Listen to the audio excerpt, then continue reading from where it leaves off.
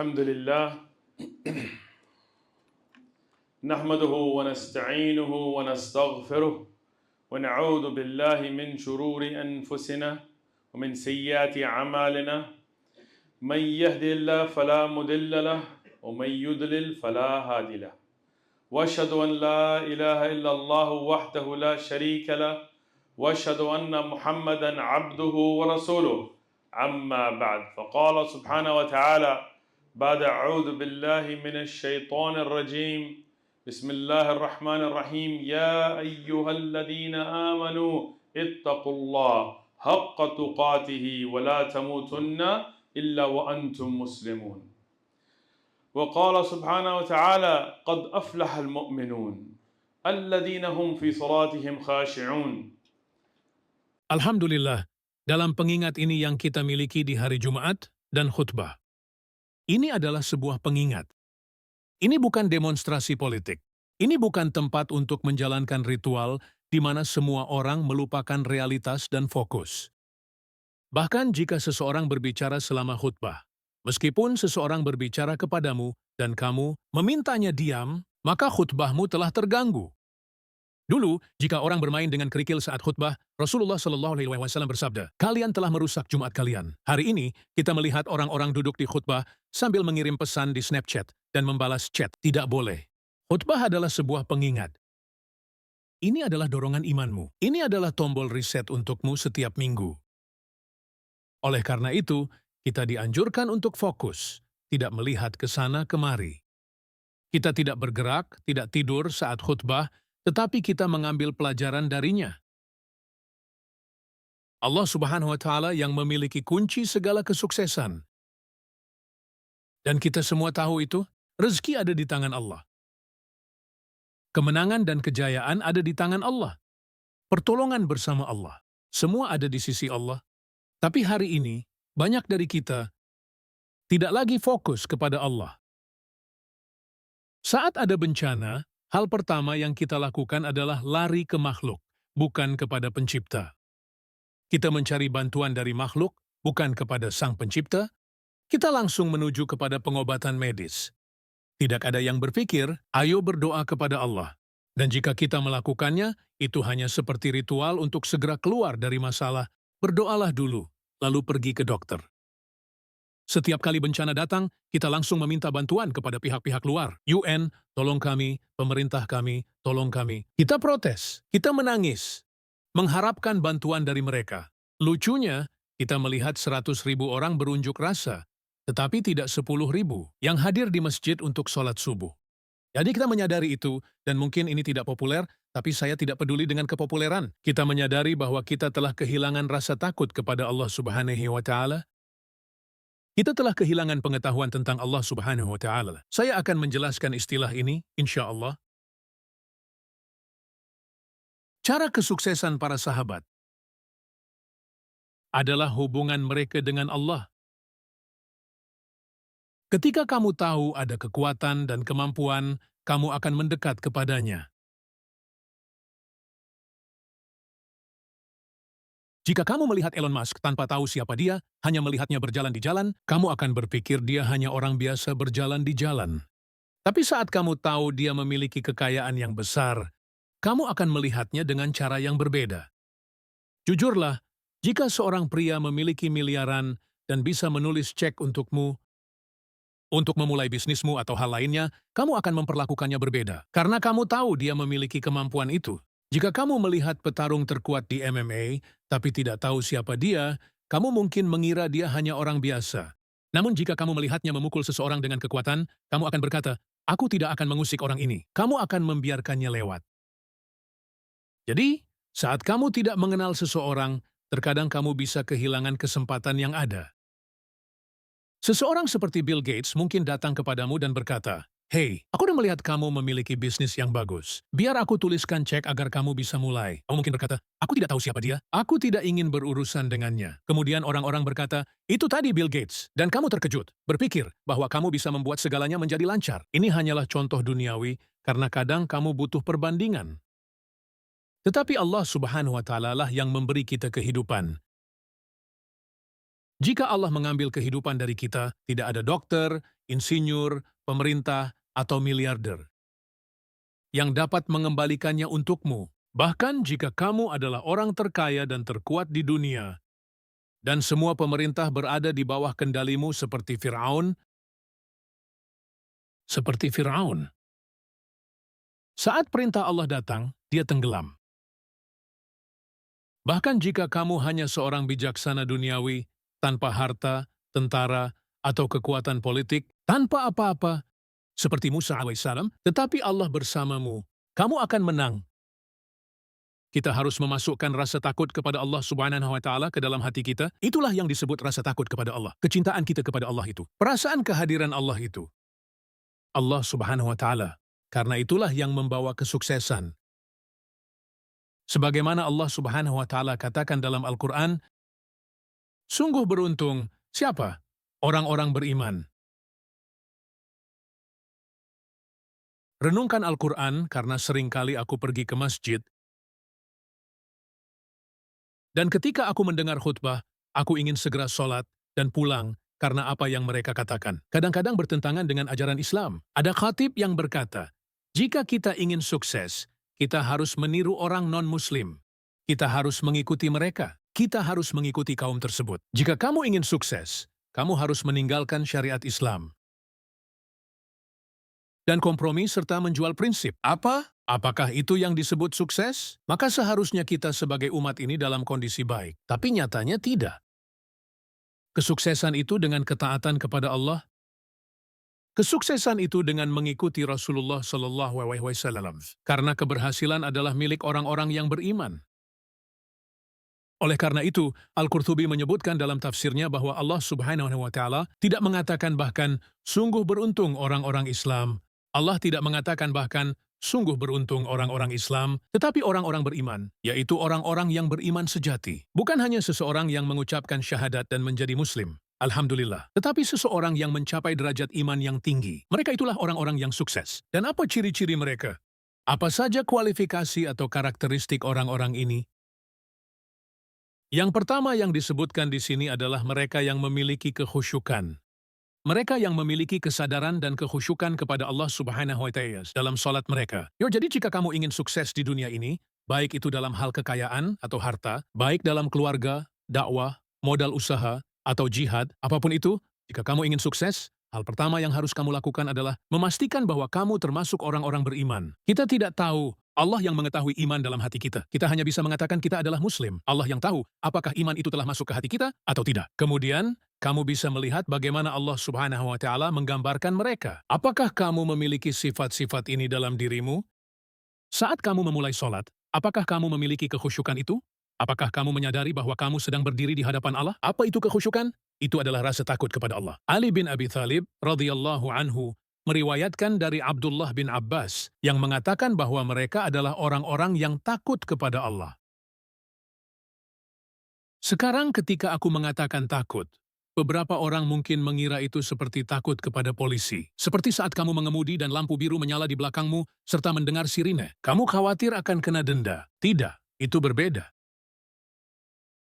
Ketika orang tuamu sudah tua dan kamu mencintai mereka, kamu takut membuat mereka kecewa. Itu juga rasa takut, tapi tidak sama dengan takut kepada polisi. Rasa takut kita kepada Allah didasari cinta kita kepadanya. Rasulullah SAW memiliki rasa takut terbesar kepada Allah karena beliau mengenal Allah Subhanahu wa Ta'ala dengan baik. Kita telah kehilangan aspek ini hari ini. Sekarang kita tidak percaya bahwa masalah kita dapat benar-benar diselesaikan dengan sholat. Ketika situasi di Gaza mulai memburuk, hal pertama yang kami lakukan di masjid kami, dan kami masih melakukannya hingga hari ini, kami memulai dengan mengucapkan doa qunut nazilah. Doa yang dianjurkan Rasulullah SAW dalam sholat. Ya, banyak yang harus kita lakukan. Aku tidak mengatakan bahwa ini sudah cukup, tapi aku benar-benar heran. Betapa sedikitnya jumlah masjid yang melakukan ini? Ketika kita tahu bahwa ini ditegaskan dalam hadits-hadits yang syahih, dan kita tahu bahwa inilah cara Rasulullah ketika terjadi musibah yang menimpa umat. Beliau menerapkan doa ini sebagai bacaan. untuk memohon kepada Allah?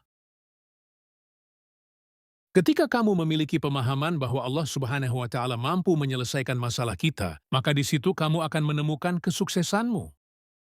Ini bukan berarti hanya melaksanakan sholat dan tidak melakukan hal lainnya. Tidak. Para sahabat tidak melakukan itu. Ya, mereka pergi berjuang, mempersiapkan diri, dan bekerja keras. Tetapi semua perjuangan dan usaha itu tanpa hubungan dengan Allah tidak akan memberikanmu kesuksesan. Sekarang, bagaimana kita menumbuhkan cinta kepada Allah Subhanahu wa Ta'ala? Bagaimana kita bisa membuat Allah mencintai kita? Bagaimana kita tahu apakah kita berada di jalan yang benar atau tidak? Di sini kita kembali kepada Al-Quran, kembali kepada hadis-hadis yang syahih. Kita kembali ke sumber, bukti-bukti. Ketika Allah Subhanahu wa Ta'ala berfirman, Dia berkata kepada Nabi, katakanlah. Dan ini sangat penting. Jika kamu mencintai Allah, jika kamu mengklaim bahwa kamu mencintai Allah, ikutilah aku. Apa yang harus kamu lakukan? Ikuti aku. Jika kamu mengklaim bahwa kamu mencintai Allah, ikutilah aku. Apa karakteristik yang inilah sebabnya mengapa Sufyan, salah satu tabi'in, pernah berkata bahwa jika kamu melihat seseorang yang tidak mengikuti sunnah dan mengklaim bahwa dia mencintai Allah, kitab Allah menjadi saksi atas kebohongan mereka. Hari ini, kamu melihat orang-orang yang berkata, aku adalah pecinta Rasulullah. Kami adalah pecinta Rasulullah. Kami mencintai Rasulullah. Setiap hari mereka mengibarkan bendera besar dan menunjukkan warna hijau dan lainnya. Tapi ketika kamu memberitahu mereka bahwa ini adalah cara Nabi sholat, mereka berkata tidak. Ketika kamu mengatakan kepada mereka bahwa ini adalah puasa Rasulullah, mereka berkata tidak, saudaraku. Itu adalah tradisi kita. Karaku dan karanya, ini dan itu. Tidak, jika kamu mencintai Rasulullah, maka itu harus lebih diutamakan daripada ibumu, komunitasmu, daripada tradisimu, daripada syaikhmu, daripada budaya, daripada imam, atau bahkan ayahmu. Jika kamu tidak mencintai Rasulullah, lebih dari siapapun di dunia ini, bahkan lebih dari dirimu sendiri, iman belum memasuki hatimu. Itulah kenyataannya. Lihatlah para sahabat radhiyallahu anhum, mereka memiliki keajaiban. Kita berbicara tentang mukjizat Al-Quran, kita berbicara tentang mukjizat Nabi, bahkan para sahabat memiliki mukjizat. Mengapa? Karena mereka menanamkan itu dalam hati mereka. Lihatlah adab, ketaatan, dan cinta mereka kepada Rasulullah. Ketika Allah Subhanahu wa Ta'ala memerintahkan para sahabat untuk tidak menaikkan suara mereka lebih tinggi dari suara Rasulullah, salah satu dari mereka, Thabit bin Qais al-Ansari, yang dikenal sebagai pembicara yang fasih, memiliki suara yang sangat kuat. Dia adalah seorang penyair. Dia adalah seorang orator. Dia sangat pandai berbicara. Namun suaranya keras. Ketika dia mendengar ayat-ayat itu, dia menjadi sangat takut, hingga dia mengurung dirinya di rumah. Dia takut keluar agar tidak menaikkan suaranya di hadapan Rasulullah. Rasulullah ketika tidak melihatnya di masjid bertanya, "Di mana Thabit?" Tetangga Thabit pergi menemuinya dan bertanya, "Ada apa?" Dia menjawab, "Aku takut keluar. Bagaimana jika ayat-ayat itu berbicara tentangku dan aku termasuk ahli neraka?" Kemudian orang itu memberitahu Rasulullah dan Rasulullah berkata, "Tidak. Bawalah dia dan katakan kepadanya bahwa dia adalah ahli surga." Mengapa? Karena dia memiliki adab dan ketaatan yang luar biasa. Kita diperintahkan untuk tidak memanggil Rasulullah seperti kita memanggil satu sama lain. Jika kamu melihat seseorang bernama Ahmad, kamu berkata, "Ahmad, datang ke sini." Kita diperintahkan untuk tidak melakukan itu. "Ya Muhammad," tidak. Sebaliknya, lihatlah para sahabat. "Ya Rasulullah," "Ya Abu Qasim." Sekarang orang-orang menyanyikan, "Ya Muhammad, Ya Muhammad." Dan bahkan tidak menyebutkan Shallallahu Alaihi Wasallam. Kemudian mereka berkata bahwa mereka adalah pecinta Rasulullah. Beliau mengajarkan kita cara sholat. Dengan azan maghrib, sebelum iqamah, waktu yang singkat yang kita miliki, ada 10 hadits syahih yang menganjurkan para sahabat untuk sholat 2 rakaat. Hadits yang syahih. Aku tidak mengatakan bahwa itu wajib, tetapi sunnahnya ada. Sekarang, kamu pergi ke beberapa masjid. Waktu adzan tiba, dan ketika kamu sholat 2 rakaat mereka menyalahkanmu. Kamu memberi mereka hadits, dan mereka tetap berkata, tidak, itu bukan budaya saya. Lupakan budayamu. Ikuti sunnah. Rasulullah mengatakan bahwa Yahudi tidak lebih cemburu dari kalian, kecuali dalam 2 hal. Ada 2 hal yang mereka sangat cemburu. Ucapan salam kalian satu sama lain, dan ucapan amin. Ketika kalian mengucapkan amin, mereka iri dengan itu. Di beberapa masjid, ketika kalian mengucapkan amin, seolah-olah kalian telah menyinggung ibu mereka atau semacamnya. Padahal itu adalah sunnah. Tidak, kita harus mengedepankan sunnah. Kita harus memprioritaskan cara Rasulullah. Baik, kita mungkin berbeda pendapat, kita menghormati ulama dan semua itu. Namun, jika kita tahu ada sesuatu yang ditegaskan oleh Rasulullah, maka itu lebih tinggi dari segalanya. Tidak ada lagi budaya, tidak ada lagi syaikh, tidak ada lagi ini atau itu. Hal itu harus diutamakan. Itulah cara menumbuhkan cinta kepada Rasulullah. Dan dengan cara itu kamu membuktikan cintamu kepada Allah. Dengan cara ini kamu bisa memperbaiki keadaanmu. Sekarang kita sampai pada titik di mana kita percaya bahwa menaati Al-Quran atau sunnah adalah hal yang menghambat kita, padahal sebaliknya. Para sahabat radhiyallahu anhum tidak peduli tentang dunia. Mereka memberikan usaha terbaik tetapi tidak mundur dari itu. Abu Talhah, sahabat mulia, dan suami dari Ummu Sulaim. Ummu Sulaim radhiyallahu anha adalah seorang sahabat yang luar biasa dan ibu dari Anas bin Malik. Ketika hijrah terjadi, ini adalah hadits terkenal di mana Abu Talhah ingin menikahinya. Dia membawa emas, perak, dan kekayaan yang banyak, tapi dia tidak menginginkan itu. Dia ingin Abu Talhah menjadi Muslim. Apa yang menjadi maharnya? Apa yang dia inginkan? Dia menginginkan Islamnya. Dan setelah Abu Talhah mempelajari dan menyadari bahwa Islam adalah kebenaran, dia menjadi seorang Muslim, seorang pejuang yang hebat, dan sahabat yang mulia. Suatu hari dia melihat Rasulullah. Dan dia melihat di wajah Rasulullah tanda-tanda kelaparan. Dia pergi ke rumahnya dan bertanya kepada Ummu Sulaim, apakah kita punya makanan? Dia berkata, ya, kita punya sedikit makanan. Dia bertanya, berapa banyak? Dia menjawab, mungkin cukup untuk kita, itu saja. Dia berkata, aku melihat di wajah Rasulullah tanda-tanda kelaparan. Mari kita bawa makanan kita dan berikan kepada beliau. Dia tidak berkata, apa? Kamu membawa makanan untuk orang lain daripada keluargamu? Apa yang terjadi dengan perhatian pertama kepada keluargamu? Tidak tahukah kamu hadits tentang kebaikan terhadap istri? Tidak, dia juga mencintai Rasulullah dan berkata, tentu saja. Abu Talhah kemudian mengirim Anas bin Malik radhiyallahu anhu kepada Rasulullah untuk mengundang beliau. Dia berkata, beritahu beliau secara rahasia bahwa kami punya sedikit makanan untuk beliau. Ketika Rasulullah datang, Anas bin Malik masih anak kecil, dan makanan yang mereka miliki cukup untuk 1 orang saja. Itu tidak banyak. Ketika Rasulullah melihatnya, beliau bertanya, apakah kamu mengundangku untuk makan? Dia menjawab, ya. Beliau bertanya, dari Abu Talhah? Dia menjawab, ya. Beliau berkata, baik. Dan bersama beliau ada 80 orang sahabat. 80 orang? Beliau berkata kepada mereka, Abu Talhah mengundang kita. Mari kita pergi. Sekarang mereka semua pergi untuk makanan yang hanya cukup untuk 1 orang atau 2, dan 80 orang bersama Rasulullah datang. Abu Talhah melihat mereka dan terkejut. Dia bertanya kepada Ummu Sulaim, apa yang akan kita lakukan? Dia berkata, jika Rasulullah membawa mereka ke sini, maka Allah yang akan menanggungnya. Beberapa riwayat mengatakan bahwa dia bertanya, bagaimana kita memberi makan mereka? Dia berkata, Allah yang tahu. Ketika mereka tiba, Rasulullah menyuruh para sahabat untuk masuk 10 orang.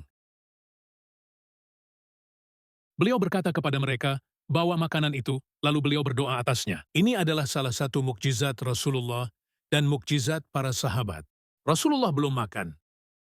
Beliau membiarkan para sahabat makan terlebih dahulu. 10 orang makan sampai kenyang, kemudian 10 orang berikutnya, lalu 10 orang lagi, dan seterusnya. 10 orang lagi, 10 orang lagi, 10 berikutnya, dan 10 berikutnya. hingga 80 sahabat makan dari makanan itu, lalu mereka semua pergi. Lalu Rasulullah pun makan dari makanan itu. Apa yang tersisa dikemas dan dibawa pulang. Abu Talhah, Ummu Sulaim, dan Anas bin Malik pun ikut makan darinya, dan mereka masih punya sisa. Bagaimana bisa? Bagaimana bisa? Itulah mukjizat. Ketika kamu menempatkan tawakal kepada Allah di atas segalanya, ketika kamu memiliki kepercayaan yang penuh kepada Allah, ketika kamu memiliki cinta yang tulus kepada Rasulullah. Rasulullah pernah menerima tamu yang sedang lapar dan musafir, dan mengirimnya ke rumah Abu Talhah.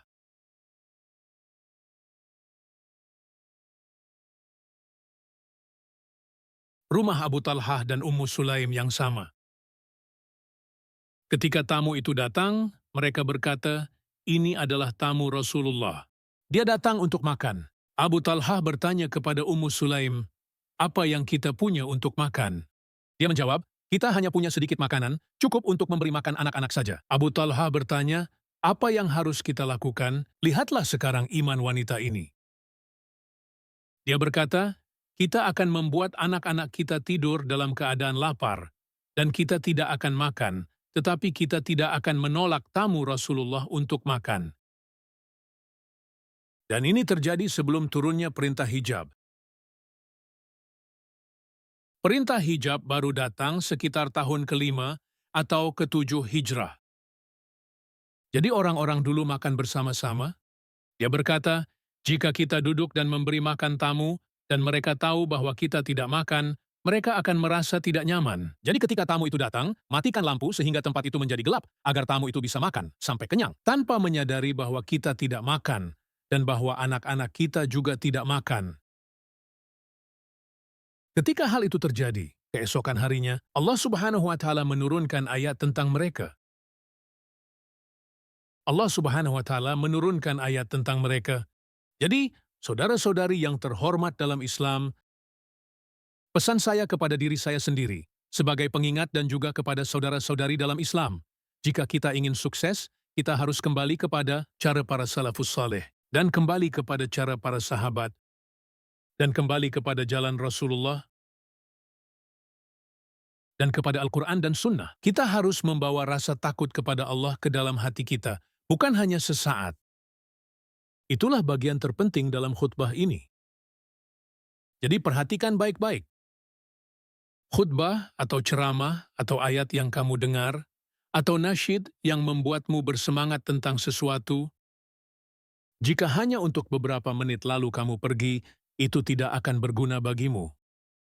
Namun, pengingat yang mengubahmu atau memperbaiki hidupmu adalah yang memberikan manfaat.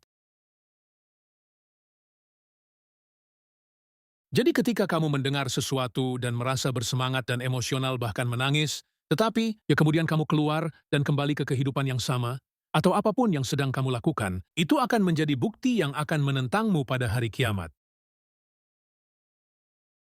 Sebenarnya yang perlu kita lakukan sekarang adalah evaluasi. Allah telah memberiku kehidupan. Aku bisa saja mati pagi ini. Ketika aku bangun hari ini, jutaan orang di seluruh dunia tidak bangun. Di seluruh dunia, ada orang yang tidak bangun setiap hari. Mereka meninggal saat tidur. Tapi Allah memberimu kehidupan. Kamu tidak di rumah sakit. Kamu tidak di penjara. Kamu tidak melalui kesulitan dan ujian yang dialami oleh orang lain. Allah telah memberimu kesehatan dan segala kebaikan. Apa yang akan kamu lakukan dengannya? Apa yang ingin kamu ubah dalam hidupmu? Alhamdulillah, sebagai umat muslim kita perlu bersatu. Kita perlu berusaha, kita perlu berjuang, dan kita harus melakukan yang terbaik. Kita perlu membela diri kita sebagai muslim. Dan kita perlu mengatur dan bersatu. Bagaimana kita akan bersatu? Bukan atas dasar kelompok atau jamaah, tetapi atas dasar Al-Quran dan Sunnah. Seperti saudara-saudara kita yang berdakwah, Masya Allah, kamu akan melihat mereka di sini dari Leicester yang datang dan memulai pusat pemuda. Mereka mengadakan kegiatan olahraga, dakwah, dan berbagai macam program lainnya. Ini bukan untuk saya dari San Diego, tapi saudara-saudara di sini di Inggris. Mereka maju ke depan, mereka pergi dan membantu orang-orang. Mereka bahkan memotong rumput di rumah orang-orang. Mereka membangun hubungan dengan masyarakat. Mereka ada di sana melakukan sesuatu untuk memperbaiki situasi, bukan hanya untuk Muslim, tetapi juga untuk non-Muslim di Inggris. Sehingga kamu dapat melihat contoh Islam yang baik. Sekarang saya tahu setiap orang memiliki hal yang ingin mereka belanjakan uangnya, termasuk saya. Saya bukan pembicara berbayar atau semacamnya. Saya ada di sini hanya demi Allah. Tapi saya ingin kita semua membantu mereka dan berdonasi, serta tahu bahwa apapun yang kamu berikan tidak akan mengurangi amalmu dan sedekah tidak akan mengurangi amalmu.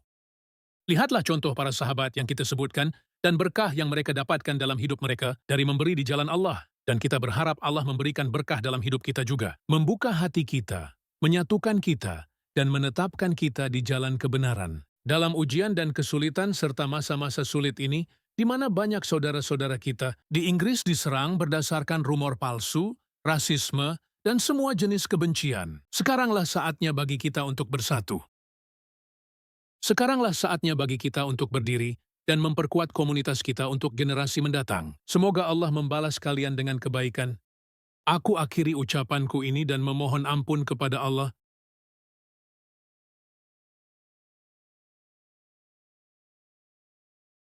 Segala puji bagi Allah, Rabb semesta alam, salawat dan salam kepada penutup para nabi dan rasul. Dan juga kepada keluarga dan para sahabat semuanya. يا رب العالمين، يا أول الأولين، يا آخر الآخرين، يا ذا القوة المتين، فاغفر لنا وارحمنا إنك أنت الغفور الرحيم. ظلمنا أنفسنا ظلم كثير ولا يغفر الذنوب إلا أنت، فاغفر لنا وارحمنا إنك أنت الغفور الرحيم. اللهم نعوذ بك من عذاب القبر، اللهم نعوذ بك من عذاب القبر، اللهم نعوذ بك من عذاب القبر، اللهم نعوذ بك من النار، اللهم نعوذ بك من النار، اللهم نعوذ بك من النار وما قرب إليها من قول وعمل. اللهم نسألك الجنة، اللهم نسألك الجنة، اللهم نسألك الجنة لنا ولوالدينا ولمن له حقا علينا. اللهم نسألك الجنة وما قرب إليها من قول أو عمل يا رب العالمين. يشفى مرضانا واغفر موتانا إنك أنت الغفور الرحيم. وأخي أقم الصلاة.